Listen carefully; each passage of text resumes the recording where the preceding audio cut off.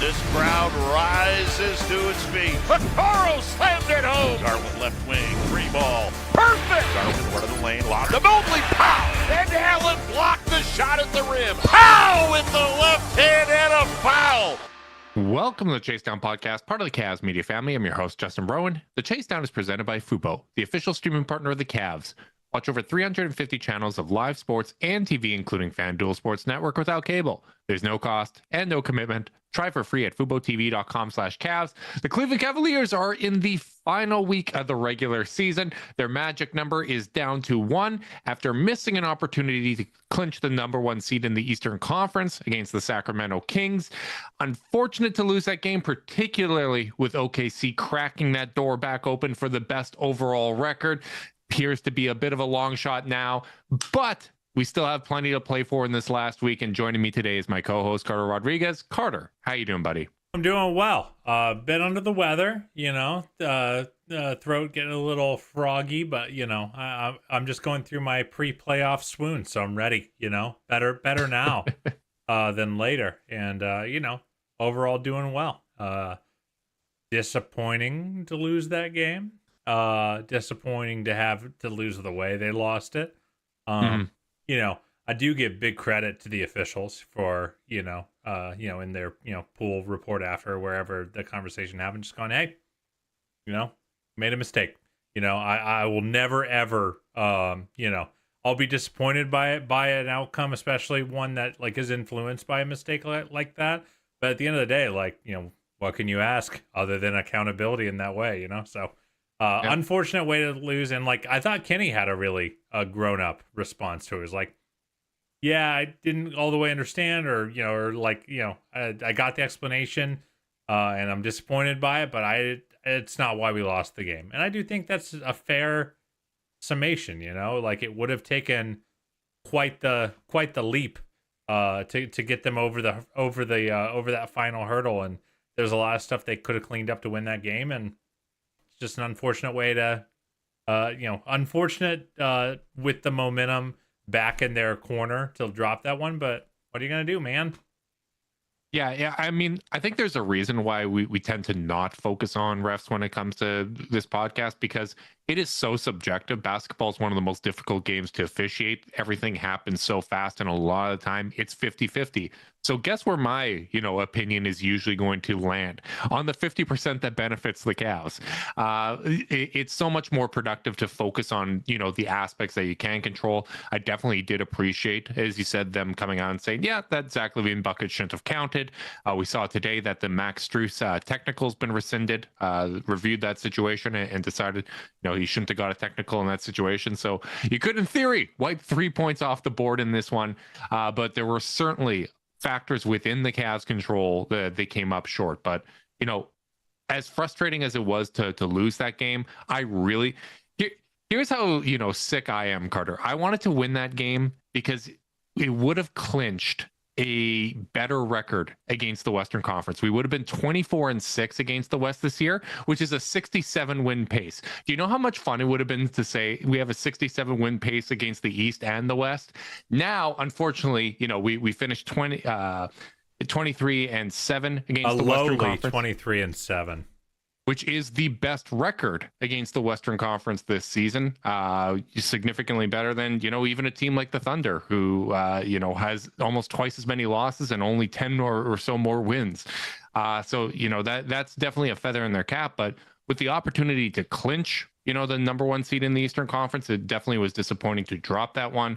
But I can't help but feel like the biggest win from that afternoon was Donovan Mitchell's injury scare and that not being more serious. He's already been ruled out for Tuesday's game after the adrenaline wore off.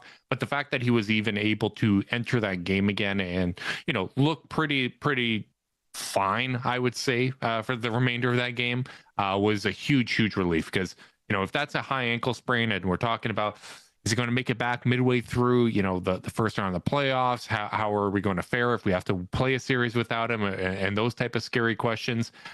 This would be a much more depressing podcast. Yeah, I had to have one of my first why is daddy in such a foul mood conversations with my daughter after he went down, because I was desolate I was really worried something really serious had happened. It just something really, I don't know. Like, guys have been hurt a couple times this season, but it was one of the first times where I was like, oh no, oh no, oh no. And Millie came up to me and goes, "What's wrong?" And I'm like, "Donovan Mitchell got hurt." And she goes, "Why did he get hurt?" I'm like, I don't know, hon, but stop talking to me right now. It's a really selfish decision on his behalf. I'm a sad boy, and I can't. You're a couple years away from understanding why, because it's not super logical. But yeah. So ultimately, glad to see them dodge the bullet, and I don't think they played a bad game. I definitely think they played a good first half that I didn't feel like was terribly reflective of the score. Do you feel that way about the second half, or do you think that they left a little meat on the bone there? So I'm of two minds when it comes to this game. One, on our last podcast, we talked about how we as fans probably want them to make a statement a little more than they seem to want to right now. And I certainly felt that in this game because, I want something to calm some of the narratives. And I think there's justified concerns. I think there are some unfair framings and unjustified concerns that are mixed in. It's definitely a bit of a balance, but I came away from that game, if I'm solely like not thinking narratives and all those sorts of things, I was overall impressed with their effort, and I thought that they did the right things. I thought they came into the game understanding, hey, last time Sacramento played us, they beat us up on the offensive glass. They beat us up on the inside. We're going to have to play with intensity. I thought their effort for loose balls, where sometimes it was the second or third player in from the Cavs, making the effort that either secured a rebound, secured a loose ball, whatever the case may be, I thought that was at a high level. You look at the offensive glass, the Cavs out-rebounded them 13-8, almost doubled them up there. That's really, really impressive. They outscored them 68-48 points in the paint. Normally, Domantas Sabonis is one of the toughest covers that they have. Jonas Valanciunas is very difficult coming in off the bench. The Cavs, if you look at the combined plus-minus for those two guys, the Cavs won the Sabonis minutes and the Valanciunas minutes by 5. They played Sabonis to a draw, and they beat the Valanciunas minutes by 5. That, to me, is a win. Only 2 more turnovers than the Kings. Would have liked to, win the turnover battle. But where they really killed us there is the points off of turnovers, 37-21. So, there's not a big discrepancy in how many times we turn the ball over. We just failed to capitalize. And I really thought, from an effort standpoint, from a defense standpoint, from a hustle mentality kind of standpoint, I thought the Cavs were there in this game. I thought the offensive execution came up short. Do you think I'm cutting them too much slack here? For the most part, no. I do think that third quarter, the string got let go of a little bit. The rope got let go of a little bit. Yeah. And it was the weakest of the 4 for sure. And, I felt like Sacramento was getting what they wanted. I don't know. I will say I was a little surprised to say Kenny was disappointed with the energy they came out with, because I didn't really think I thought, if anything, they fell apart a little bit in the second half, just getting attacked, getting attacked by those big wings, some of those smaller lineups that the Cavs were running. I just thought weren't able to kind of keep muster and keep up with them. But again, I just kind of feel like it's a bit of a broken record with this team, where what is the one contributing factor to these losses? Bad 3-point shooting, bad free throw shooting. Yep. And they shoot 26% from 3 on a steady diet of pretty darn good looks. They got 19 wide open threes per your rundown. Thank you for actually doing homework on this podcast. So half their threes of their 38 attempts were wide open. Yep. And they, they only made 7 of them. So they missed a lot of those. And then the free throw woes, man, are getting really, really concerning. Yep. Again, we've said it on the pod before, but it's the least interesting thing to discuss. And even if I'm a coach, I don't even know what I'm supposed to do about that. It's not like they aren't practicing them, but 11 of 19 is that's literally the difference between you winning and losing this game. Yep. 100%. It's, I really do think when you look at kind of the Cavs since the start of March, not shooting well seems to be the big theme here, right? And from a Sacramento standpoint, you mentioned the Cavs were 7-19 on wide open threes. This is just one of those kind of sets of stats that's going to make you pull some hair out. The Kings were 4 of 14 on wide open threes.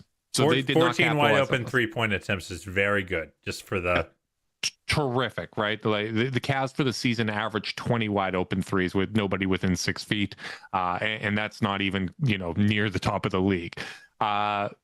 On those late contests where Cavs defenders are within 4 to 6 feet, Kings shot 4 of 12 on those shots.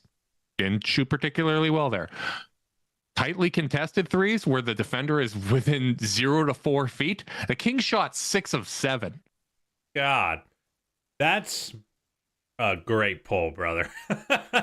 That's ridiculous. And I was discussing this with our buddy Ben Cox, where he said, it kind of feels like when the Cavs lose, it's never just one little thing. It's everybody that struggles. And I said, yeah, that actually makes a lot of sense, because the Cavs have so much depth, and our margin for error because of that depth is so significant that it really does take almost everybody struggling in order for a loss to occur.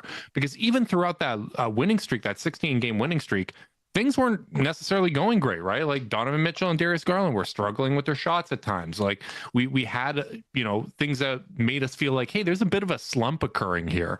It really does take, pretty broad struggles across the board from the team in order for them to ultimately lose a game. And when you talk about 10 of 38 from 3, 11 of 19 from the free throw line in a game that the other team can't miss the shots that you're all over them on, like on shots from 2 to 4 feet, for a frame of reference, so tightly guarded.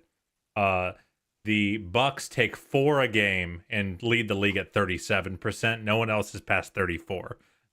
So 6 of 7 is bananas, bad luck. And particularly when, I think 2 of those came from DeMar DeRozan, who's probably, bottom 3 volume shooter wing in the last 20 years, right? So, that you can attribute to poor luck. But the Cavs, even with that, it's not like the Kings were hitting an abnormal amount of their open shots. It's not like, it's not like there were things that were outside the Cavs' control that they just couldn't handle, and it was an unfortunate game. It was, hey, you generated open looks, you didn't capitalize on them. You generated the most open look that you will ever have in a game, which is free throws, and you couldn't capitalize on those. Like, to me, that's the kind of stuff that I focus on more so than, Zach LaVine left a shot left his hand a second late, shouldn't have counted. Obviously, that had an impact on the last minute. It has an impact on the shot decisions you make and all that kind of stuff. But to me, the one result isn't as interesting as the last month and a bit here, where the Cavs have been slumping offensively, because that to me is a more macro trend that you have to take a look at. Because since the start of March, Carter, the Cavs are 23 in 3-point percentage.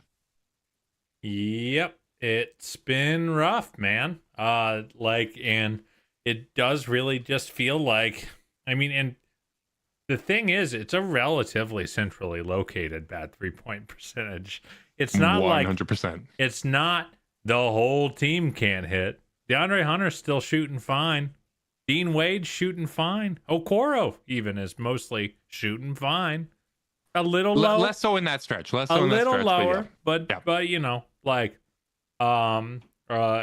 even Evans had more up and down games, I would say, but he's had good games where, I don't feel like his 3-point shooting is significantly worse than it was at the beginning of the season.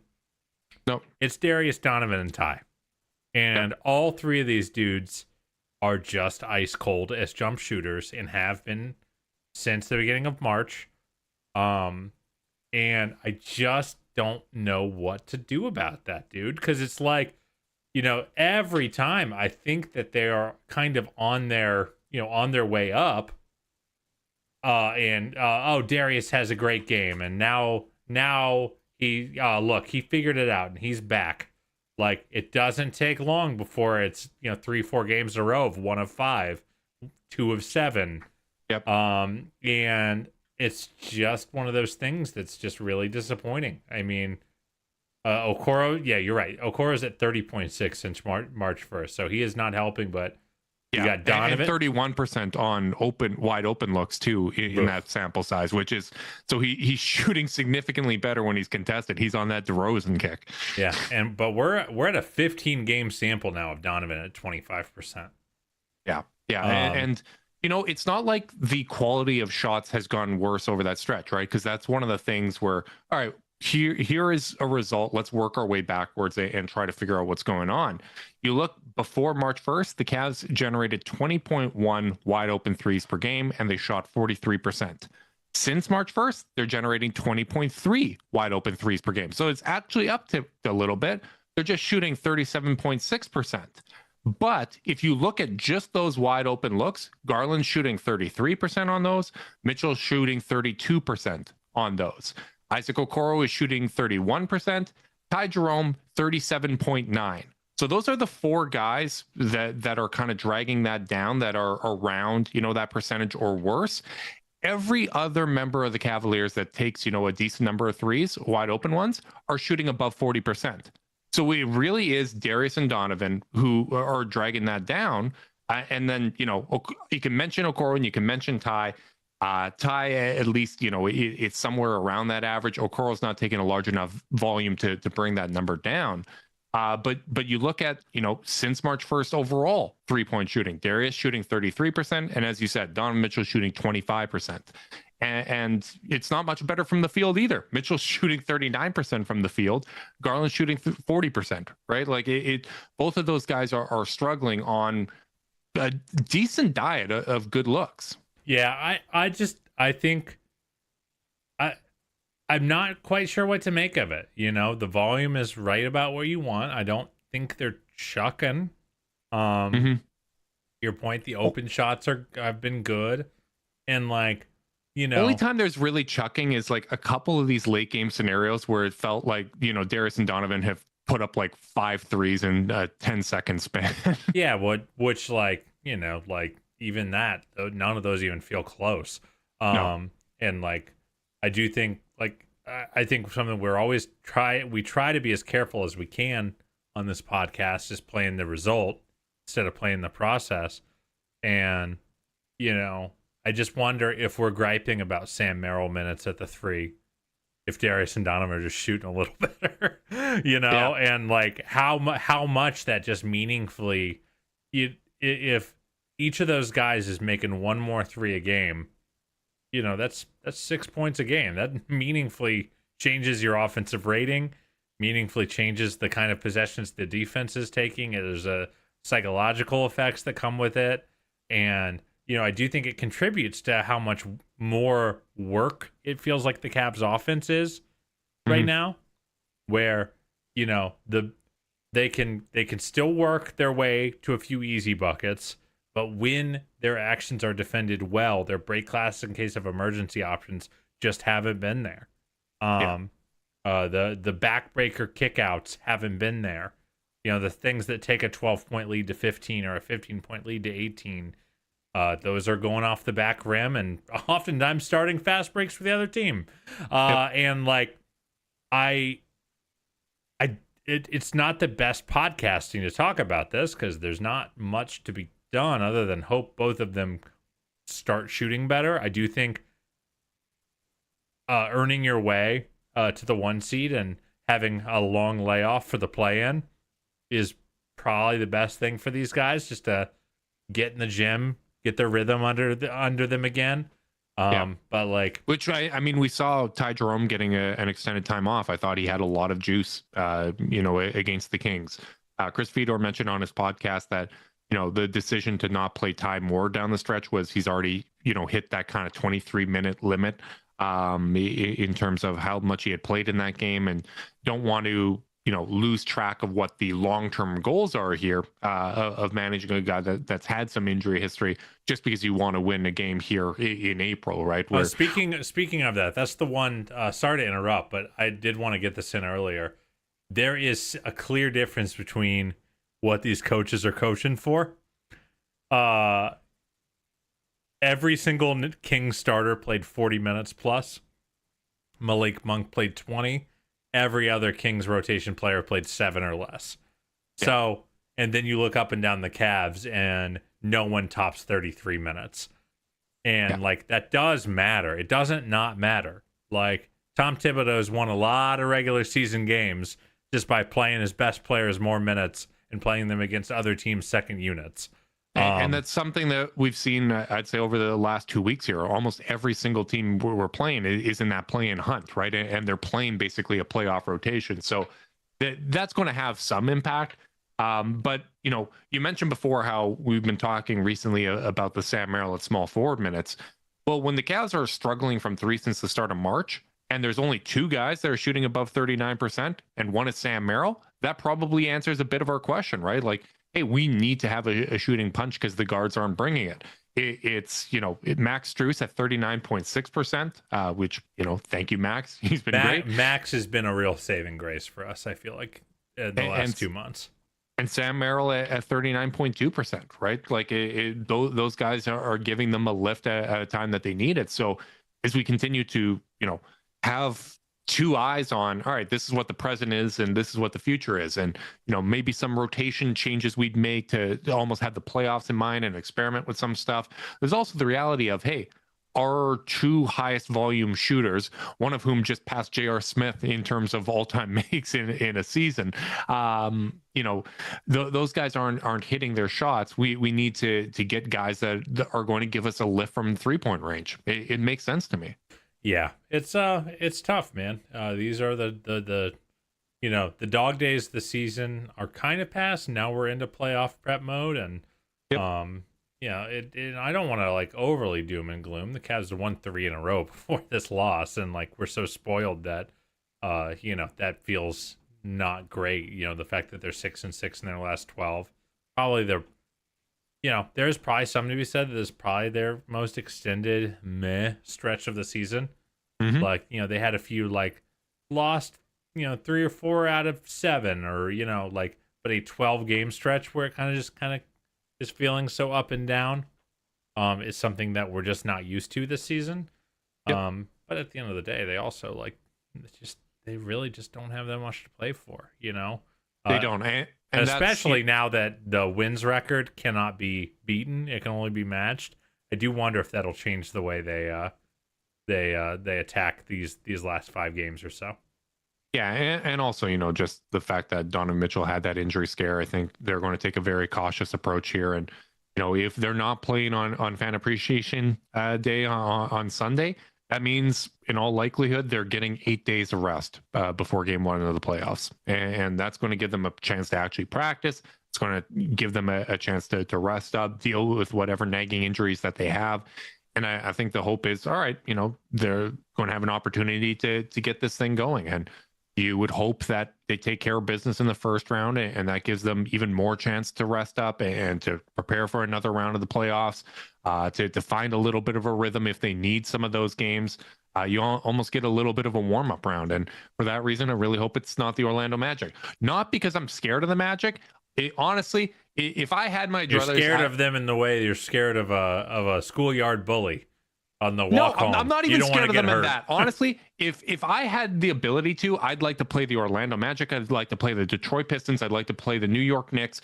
And before I play the Boston Celtics, because I'm just sick of the narratives, and I'm not scared of a single damn team in this Eastern Conference. I'm not. I'm just saying from a practical standpoint of finding a rhythm, you know, that's not a team that allows you to really find a rhythm. So if you're talking about ideal scenarios as we're trying to get the offense back on track, they're probably not the ideal scenario. But, you know, even with the Cavs not playing their best and pretty much not shooting their best is what you could kind of put this all down to. Because I think when you're missing shots, it's going to lead to fast break opportunities for the other team. It's, you know, it's not as demoralizing as when you're hitting absolutely everything and you're just a death machine out there. Like, basketball is a very psychological game.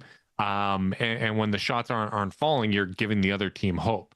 But even with them not shooting well, they're 7th in net rating since the All-Star break, right? Like the floor of this team still remains incredibly damn high. It's just, you know, trying to give us a little bit more confidence as we're heading over to the playoffs. Yeah. I I'm not down, but I am monitoring. I am monitoring. I think that's kind of where we are, where we just want to see the bounce back. We want to see this team with showing a few more of these positive signs, on the defensive end, more, I want to see 2-3 lockdown quarters in a row. I want to see more 48-minute efforts. I want to see execution. I want to see, and at the end of the day, I want to see shots go in, brother. I want it's the name of the game. We can talk about shot profile. We can talk about openness ratings all we want. They either go in or they don't. And if they don't, you have to go home, and that sucks. I don't want that to happen. Yeah, it's definitely not what you want to happen. And looking at the standings right now, I think the third best team in the Eastern Conference for the last month or so here has been the Indiana Pacers. And I think that's going to be a really interesting matchup if that's ultimately what the Cavs play in the second round. And Darius and Donovan are still in this range where, Darius is shooting 40-33 from the field and Donovan's shooting 39-25 from the field. That's a series that goes from, hey, this is a test to, hey, this is something that could actually knock us out, right? And I don't think that's going to be the case. I have confidence that they're going to be able to turn around. I have Donovan's got a track record of, not finishing a season particularly strong, but stepping up in the playoffs. We thought he was cooked. We were really worried he was cooked going into the playoffs. Like, that knee's he's not right. He hasn't topped 20 games in 2 weeks or 20 points in a game in like 2-3 weeks. And then all of a sudden, he just started hard carrying. Yep. So and who knows?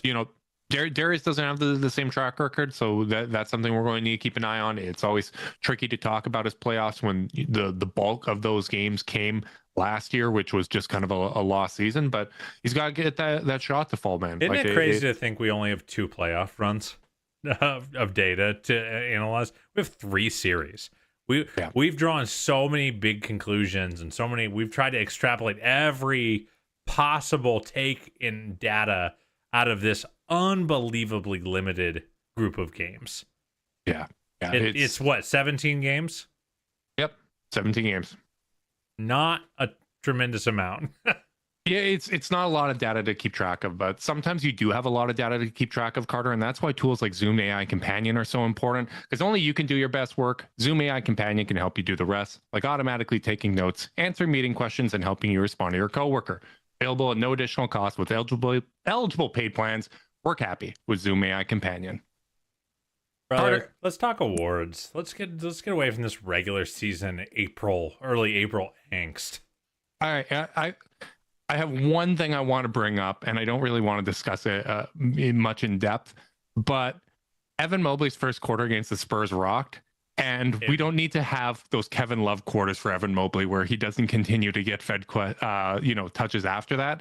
So the annual Kevin Love award goes to Evan Mobley for big first quarter and not enough touches the rest of the game, because I would have liked to see Ev go for 50. Yeah, I was. I'm rarely frustrated with the fellas. Him finishing the night with 13 field goal attempts after 18 in the first quarter. In a game you almost lost because your offense fell apart. Yeah. Not great, Bob. No, that one was not fun. I think they were up 10 with 2 minutes to go, and I thought it was over. They obviously thought it was over, and it was not in fact over. So they were lucky to get that one. Now let's transition awards. I just had to get that off of my chest because that quarter was so damn fun from Evan Mobley. I want to start things off with Kenny Atkinson, Coach of the Year. This was one of those awards that's kind of spoken for itself all season. The Cavs did not make significant changes in terms of their rotation. They were really banking on internal development and wanted to bring in a coach that was going to help foster that internal development. And Kenny Atkinson has absolutely done that. You look at where they're at now, they've already exceeded their Vegas over-under win total by 15 games. Evan Mobley has taken that step forward. You look at the sacrifice that Donovan Mitchell has made this season. Everybody, having really, really terrific seasons, even despite this slump. When you look at the season-long numbers, they have been terrific. They have exceeded all expectations. They're on the verge of clinching the number 1 seed in the Eastern Conference. And I think, it's something that we've talked about for years. the most difficult spot and the most difficult thing to do is go from being a 50-win team to a 60-plus win team. That is the hardest thing to do, particularly when you're just relying on internal development rather than bringing in some large piece to help shorten that jump. Yeah, I mean, we know it's really hard to evaluate coaching. You know, we're not in the room. We don't get to see this stuff. So what are the things you look to evaluate with what limited information you have? Is a coach imprinting his style onto the team? This went from a very predictable, moribund offense to the best offense in the league, and almost one of the best offenses in the history of the sport. They went from a slow team that really struggled to play with tempo and pace. They went from 24th in pace up to 12. They are one of the best teams off cuts in the league. They are a team that kills you in 5 or 6 different ways. They have the ability for, Kenny has gotten them to play his style of offense in terms of pace, in terms of selflessness, in terms of the 3-point volume. How many years did we beg for that 3-point volume to go up? They're up top 5 in 3-point rate this year. So that's one thing you look for. You look for the ability to imprint your style. What's the next thing you look for? You look for the ability to inspire the players to play the way you want them to play, to generate buy-in. Donovan Mitchell playing less minutes than he's ever played, less volume than less shot volume than he's ever had, less control of the offense than he's ever had, and done it with a smile on his face. And that's a testament to Donovan. I'm not trying to steal any valor here, but it's also a testament to Kenny for coming to his player with a plan. That lunch meeting several months ago with the salt shakers at the table and diagramming plays with Donovan and showing him, I have a point of view on what this team should be. Here's exactly what it is. Here's exactly why you should buy in. And then Donovan does it. So that's thing 2 that you're looking for. Thing 3 is, are players the best versions of themselves when they're playing for you? Look at Evan Mobley. I don't even think I have to say more than that. Every player, every role player has been, the best version of themselves with this team.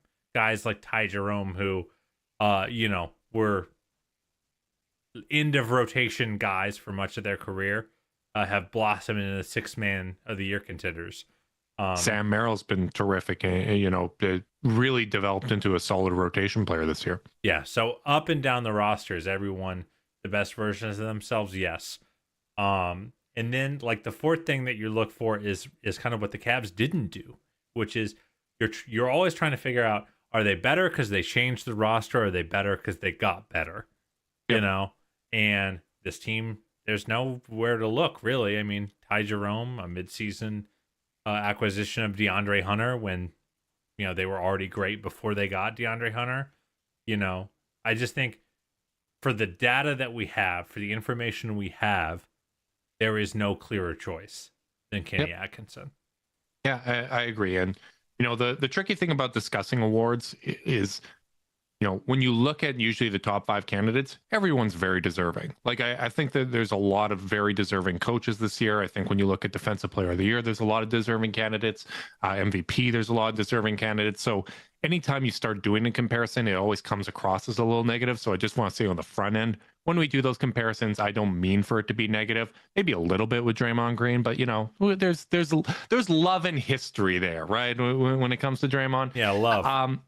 But, listening to the Hoop Collective today, and they were discussing the leap that Detroit has made, and JB Bickerstaff as, kind of that second leading candidate there. And, very similar to the Cavs. Cavs have exceeded their over-under, Vegas over-under by 15 wins. Detroit has exceeded theirs by 17.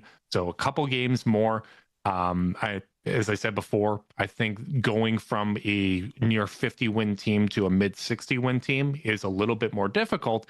And if you want to look at the history of the award, that's exactly how this has played out. Because want to know a very, very comparable situation? When JB Bickerstaff took the Cavs from 19 wins to 44 wins, which they're right now, Detroit's at 43 wins with 4 games left. They're currently down to Sacramento. So finishing at 44 might finish with the exact same number of wins. He did not win Coach of the Year. He lost Coach of the Year to Monty Williams, who took a 51-win Phoenix Suns team to 64 wins, because the argument at the time was that is the more difficult thing to do. We're talking about almost an identical leap, an identical coach. It is very funny, the parallels here, where we're talking about Monty Williams, who was replaced by JB Bickerstaff. We're talking Kenny Atkinson, who replaced JB Bickerstaff. JB is absolutely deserving, but when you're talking about teams that have exceeded their Vegas over-under by almost the exact same number of games, and we are conceding that it is so much harder to do that at the high end versus a Detroit team that was not trying to win games last year and was artificially deflating their win total. I just think that Kenny Atkinson deserves the nod here. Yeah, I mean, JB is a great coach. I think it's been a vindicating year for those of us that were like, hey, like, whether or not the JB experience has run its course in Cleveland, can't pretend like he didn't do good stuff here, Did a great job. Laid a terrific foundation. Kenny credits it all the time. And so very validating, but like at the end of the day, one person's got to win. And I just think in all the ways that we can evaluate this stuff, other than just, I mean, I feel like the only thing JB really has going compared to Kenny right now is the element of surprise. Yeah.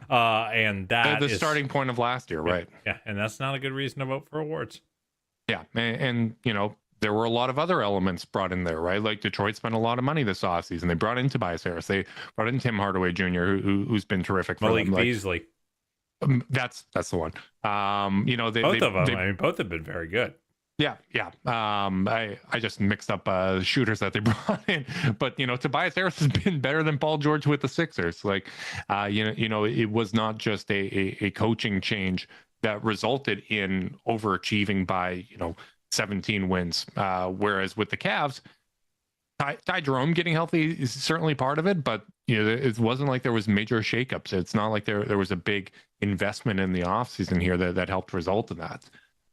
Next award I want to discuss, Clutch Player of the Year. Obviously, Darius Garland is our candidate for this one.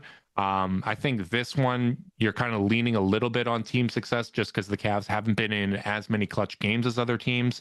The Cavs have the best clutch net rating in the league. They have the best winning percentage in the clutch this season. It's funny to do this coming in off a clutch loss, but guess what? That feeling of losing a clutch game, almost every team has felt that way more than the Cavs. That sucky feeling has not been felt because of how good they've been in those situations. Only one team in the league has more clutch wins than the Cavs. That's Houston. They have 1 more, but they also have 8 more losses. There are 10 players in the NBA this season that have scored at least 100 points in the clutch this season. Darius Garland is one of them, and he is the most efficient. He has a true shooting percentage of 68.9% in clutch situations. Jalen Brunson is the next closest at 64.7%. So over 4% worse. And Jalen Brunson has been phenomenal in those situations. So you want to reward the best clutch performer, the most efficient clutch performer on the best clutch team. I think that, the award would go to Darius. But again, it's a little bit of an uphill battle just because they do not have the same volume as some of these other teams. Yeah, I mean, I do think it's an uphill battle, but the other thing you're looking for outside of the statistical profile is, do you have a well-established history of slamming the door on teams?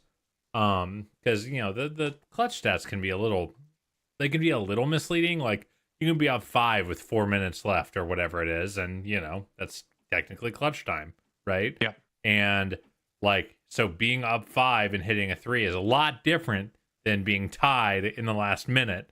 And so while his clutch stats are unassailable, they're great. I think you also need, on the other side of the coin, is some iconic moments, and Darius has a lot of those. I mean, he's got the Vucevic layup. He's got the Detroit game winner. he's had all these moments where he's slammed the door on teams. The Thunder game, he helped slam the door in a really tight the game at Madison Square Garden early in the season against the Knicks. Shortly after the second matchup against the Bucks, where he had back-to-back clutch threes to basically, while the Cavs were down, to ultimately help them win that game. And then I think it was an assist to Allen or Mobley late. Like, it's both the scoring as well as the playmaking where he's been so good in those situations. Yeah, so I think it's all those factors together that really come down to it. And that is why Darius really does deserve it. It's going to be a narrative award. I think it's always going to be a narrative award because we know clutch is noisy. We know like Darius misses 2 extra threes, and those numbers look way different because the samples are just comically small. And for a team as good as the Cavs, who haven't played as much clutch time as other teams, they're even smaller. So I think it's always also what happens, on a national game, right? Like some of these national games, the Cavs have just had blowouts, and you don't really get to showcase that, right? Yeah. So it makes it tougher. It's a vibes award, but like Darius has matched numbers, and the vibes have matched this year. Yeah, totally agree. Now, the final one I want to discuss, the big kahuna, is a little more clear cut in my eyes because Evan Mobley, I think, has been ridiculously dominant defensively this season. I think he is taking a step forward on the defensive end, even though so much of the focus has been on the offensive side of the floor and what he's done. And I think that's a good place to start this off because the fact that his defense has not suffered by him taking on a larger offensive load is impressive. The fact that it's taken a step forward is even more impressive because this is a guy that really does do everything on both ends of the court. Some second spectrum rankings here from Nekias Duncan, our good friend who has access to second spectrum. I certainly do not. This is one of those spots where we're going to have to do some comparisons because it really does seem when you look at the odds that it's a 2-man race between Evan Mobley and Draymond Green. So we're going to do some head-to-heads here.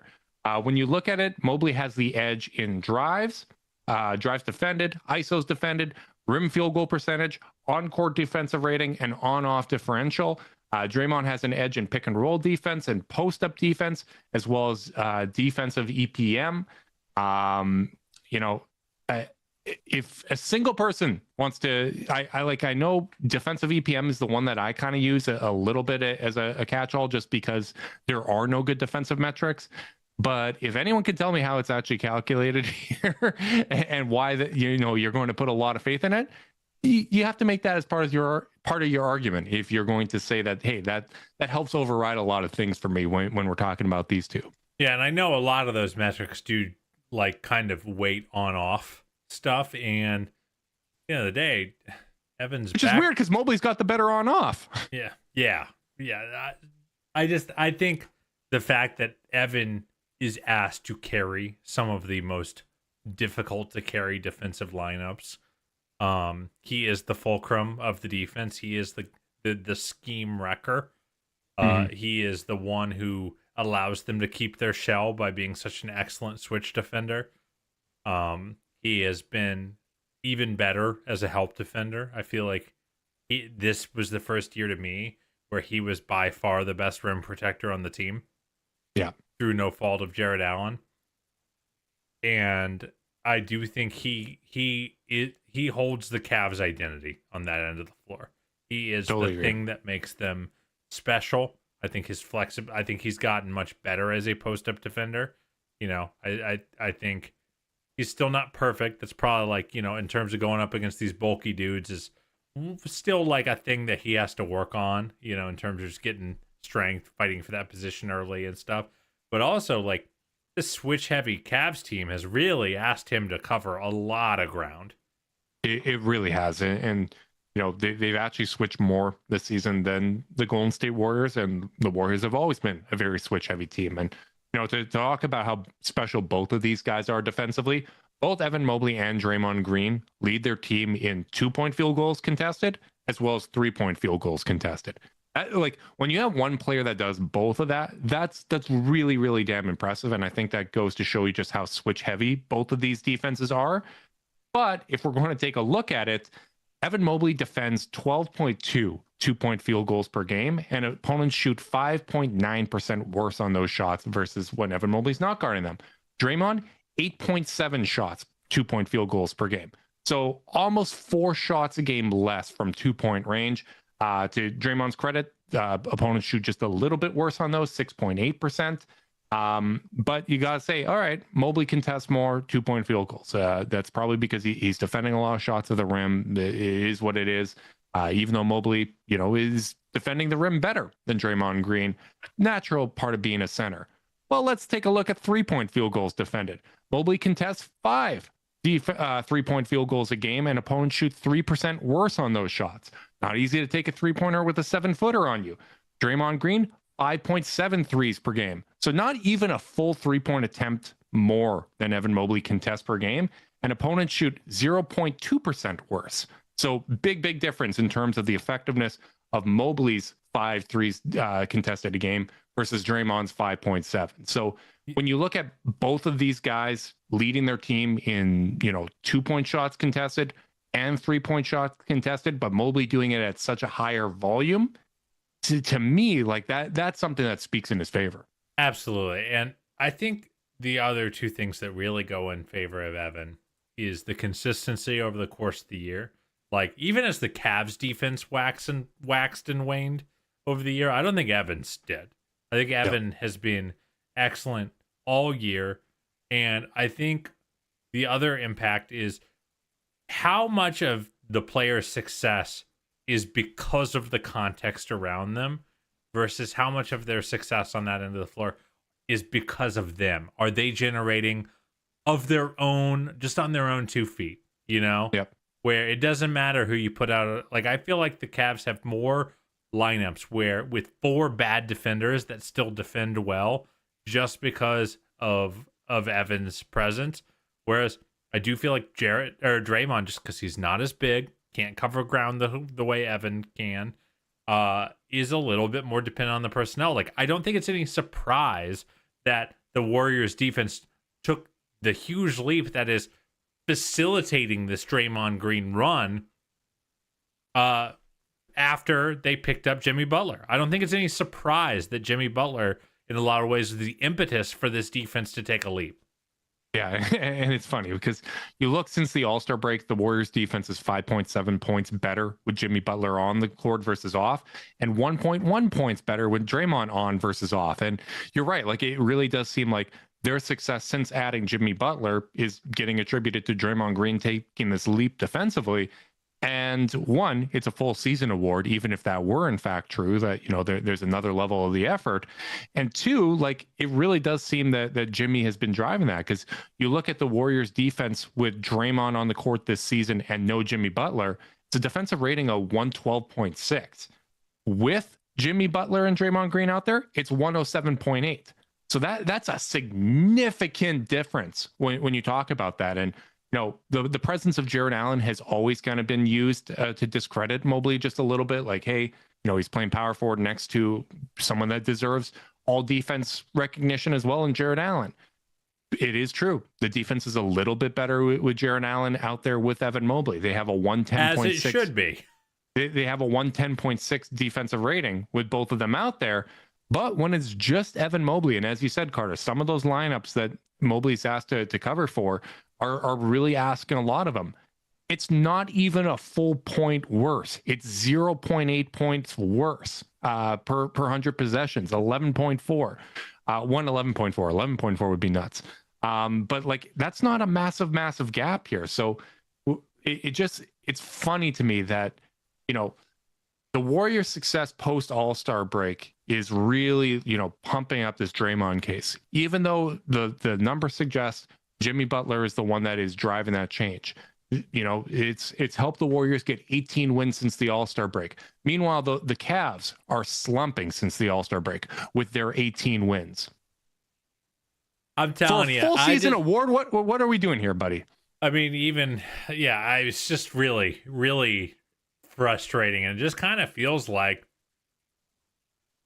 it just feels like to me sometimes, this is such a whiner take, so I'm sure some pockets of the listener base are going to roll their eyes, but it's like just sometimes it feels like teams are like the media is just looking for reasons to have a wandering eye. JB loses, like Kobe hasn't won Executive of the Year despite building this great team. Evan loses out on Rookie of the Year and might lose out on the Defensive Player of the Year. All of a sudden I'm hearing all this noise about JB for Coach of the Year. Peyton Pritchard, despite not being meaningfully better than DeAndre or Ty statistically, is just the lock in. Don't even think about it. Lock to win Sixth Man of the Year. And go look at the per 36 numbers for Ty and Peyton Pritchard side by side. It's very, very clear who's having the better season. When like the big difference is minutes, but that's really what it comes down to. So like I just feel up and down. The Cavs just. It feels like they have to make it so without doubt in order to get this kind of love, and it's a little frustrating. I won't lie. Yeah, I mean, to me, the Coach of the Year parallel was just so funny. Where it's okay, Monty Williams got it over JB because 51 to 64. Meanwhile, if we go 2-2. The rest of the way, we'll get to that 64 wins, so that'd be 49 to 64. Whereas, again, JB took the Cavs from the teens to 44 wins. Currently, it looks like the Pistons might lose to the Sacramento Kings here. So there's a very good chance that the Pistons end up with that exact 44 win number. They're just going to be outside the play-in because the East is worse this year than it was back then in 21-22, where you had the play-in game against Kyrie, Durant, and Harden. Right? Like that was a more difficult Eastern Conference. And the only reason they fell, the only reason it was only 44 wins was because Evan Mobley missed 2 weeks. Jared Allen missed basically the last half of the season. There was a lot more injury adversity with that team. So getting to 44 wins in that situation with all of that injury adversity, I thought JB absolutely deserved to be Coach of the Year. But at the time we were told, no, getting to, 60 wins from where the Suns were, that is more difficult to do. That is what needs to be rewarded here. So it just seems like the goalpost move whenever it's a Cavs coach or player that's in the running for the award. And I understand that this is being a whiny fan. I understand my bias here, but I'm also just presenting facts here, man. It's very clear. It's very, very rare you get this clean of a parallel in terms of scenario. Yeah, I mean, you did your homework, brother, and that's all you can ask when you're a biased fan like us, is that we're at least come and correct with some references. Gives me a little bit of a shield. It gives me a little bit of a shield. But yeah, I mean, here's the thing. I'll continue to say this stuff, even though I absolutely want the Cavs to be recognized up and down the organization for this unbelievable year. The thing that I'll keep going back to as fans is we can't really lose, because if the Cavs do get jobbed out of any of these three, and I would throw six man in there as well. Like, talk about fuel, talk about something to like. Do you think Ty Jerome's going to take something personally? I might suspect he would do that. These guys are if they're not going to get the credit they deserve from the media, they'll have no choice but to let them know. Hey, I'm always on my way to let them know, Carter. It's just what I'm here for. It's, a little bit of fuel, particularly after, the first half of the season and, really the first 75% of the season. They did such a good job that we've been sitting here for a month being like, I kind of would like to get to the playoffs here. They're really not playing for a whole lot. They have a 10-game lead up on Boston.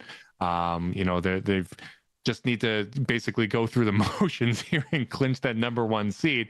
That's kind of where I'm at, by the way. I just, at this point, get a win and then go 200% into playoff prep mode. I do not care how they decide to handle the rest of the season. If they decide that they're going to play it out and everyone's going to ramp up to 40 minutes and try to test that out, great. If they shut everyone down and say, hey, we're going to do 2 weeks off and we're going to practice really hard between games with our top 8 guys. Cool. Yeah. I don't care. I do trust Kenny. on this, and I trust the front office, I trust the training staff, and it's just going to be a matter of like I don't think once they get that final win, no matter what approach they take, I'm going to have any quibbles with it, because I think there's too many roads up the mountain for me to actually have a problem. Yep. You know me, I always compartmentalize the regular season and the playoffs. I basically already tucked this regular season away, and I'm interested to see what this team does in the playoffs, right? It's, I've got to wait too long, brother. Like 13 days away. It is right around the corner. I could not be more excited. I think the time off is going to do these guys a lot of good. And if it doesn't, they're going to have to fight through some adversity, right? Thinking back to that Celtics team that won with KG, Pierce, and all them, right? Basically going 7 every single round along the way. And that Hawks series was that Hawks series will be burned into my brain. I just remember the PTI discourse for some reason. That was at my time of life, or that time. I of love life Kornheiser and Wilbon. They're my favorite, the best yellers in the game.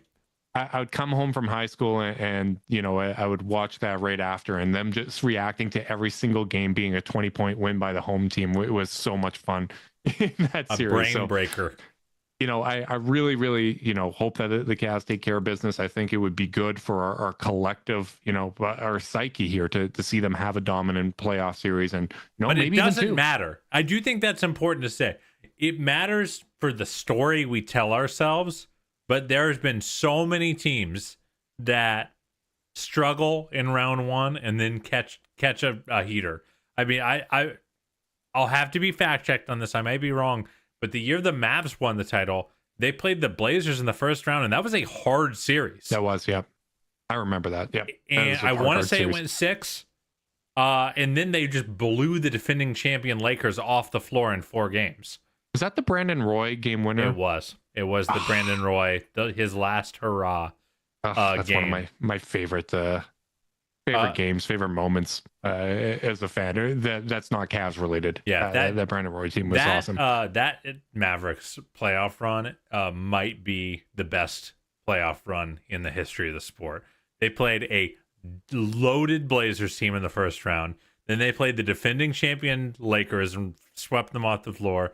They beat a on fire KD, Russ, Harden Thunder team, and then beat and then knocked off the Heatles with LeBron and Wade. What a run!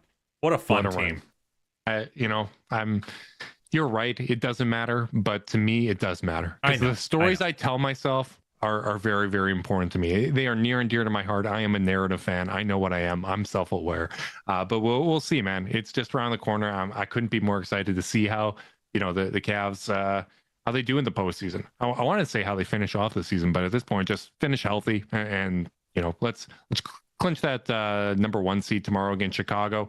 Cavs have a chance to improve to 8-0 without Donovan Mitchell this season, to which once again just goes to show the depth that they have and the job that Kenny Atkinson has done. Big thanks to everyone that tuned in live on YouTube. We appreciate you guys. Make sure you like and subscribe. Click that notification bell so you know when we're going live. If you're listening via podcasts and you want to support us, leave us a rating, leave a review, subscribe, unsubscribe, resubscribe, and help cook those books. If you want to be part of Chase Down's exclusive Discord chat, send a screenshot of that review to chasedownpod@gmail.com. However you choose to support us, we really do appreciate it. Make sure you guys are staying safe out there. Until next time, go Cavs.